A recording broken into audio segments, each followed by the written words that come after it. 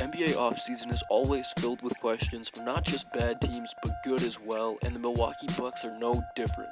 So let's go try to find some answers in our Milwaukee Bucks season preview in just 5 minutes. The Bucks' 2023 playoff loss in the first round to the Heat led them to remove Mike Budenholzer as their head coach in favor of Raptors assistant Adrian Griffin, and there's also a new coaching staff behind him that's hoping to revitalize the culture in Milwaukee. So is a winning culture back, and if so, how? Who's new on the team, and will young players get minutes again? But first, we've got a game. Guess the Milwaukee Bucks by their outline, and the answer will be revealed at 3 minutes and 45 seconds.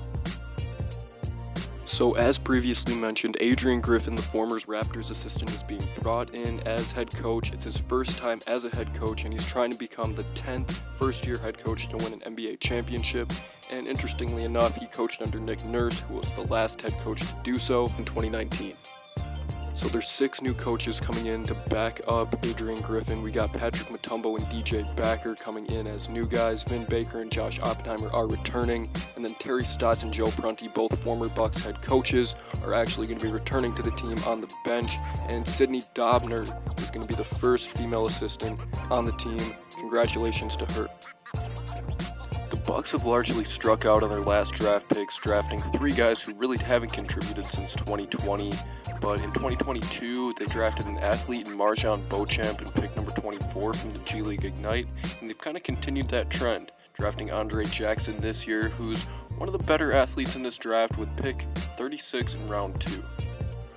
Scouts love his athleticism, even going so far as to say he's a dunker from the gods, and I think it's pretty apparent here with these clips. Look at how hard he hates the rim, really just throwing it down there, but Jackson also is one of the better defenders from this draft, obviously getting blocks here, and that's where Jackson's really going to hang his hat on the defensive end, and I think that's where he's going to make a real impact on this Bucks team. As you can see, getting 2 blocks in the span of about 20 seconds. He's probably an immediate contributor for Milwaukee. Bucks' other pick in 2023 was Chris Livingston from Kentucky. He underperformed and was more highly rated in high school, but coming into this draft, he did get a guaranteed deal from a second-round team, which obviously the Milwaukee Bucks, who gave him the highest paid contract for a last overall pick in NBA history. The Bucks roster didn't really change that much in this offseason, and while there were rumors of going for a scoring guard like Norman Powell or Colin Sexton, nothing really came to fruition. Chris Middleton took a pay cut to come back to the Bucks on a 3-year, $102 million deal, and it seems like he's all in on another ring. Brook Lopez, who's also returning, is back on the largest deal of his career at 2 years, $48 million. And also returning on the Bucks is Jay Crowder and AJ Green, taking lesser deals to come back and try to compete for a championship. And in the background, if you've noticed, MarJon Beauchamp scored 83 points in the crossover Pro-Am. The next guy is going to add some bench depth from the 3-point range. Malik Beasley, 26-year-old guard, made the most threes off the bench in 2022-23. And although it wasn't over 40% efficiency, he was at 39.5%.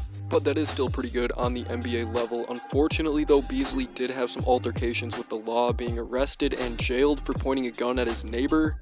And apparently, though, he did reform, obviously leading to other teams signing him in the recent years. You can stop and read that if you want, but we'll see how Beasley performs with Milwaukee in 2023.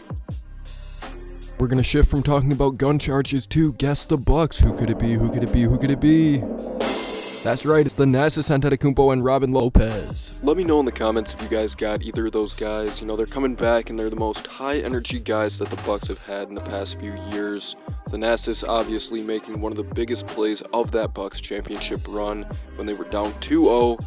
Bringing life back to the team, and who could forget WrestleMania with Robin Lopez and the team. This is when he was on the Magic, but just imagine this back when it's on the Bucks. It's going to be awesome. With all that being said, we need to get to Section 4, the big finish. Taco Fall with one of the worst free throw forms of all time, but that's alright, we still love him. Drew Timme coming to the Bucks. He's playing on the G League, and he's probably not going to get that many minutes, but he's still there. He's a G League guy from Gonzaga. We know Drew Timme. The new in-season tournament starts this year, and the Bucks are in Group East B with the Heat, looking to get some revenge on them from the playoff exit in 2023.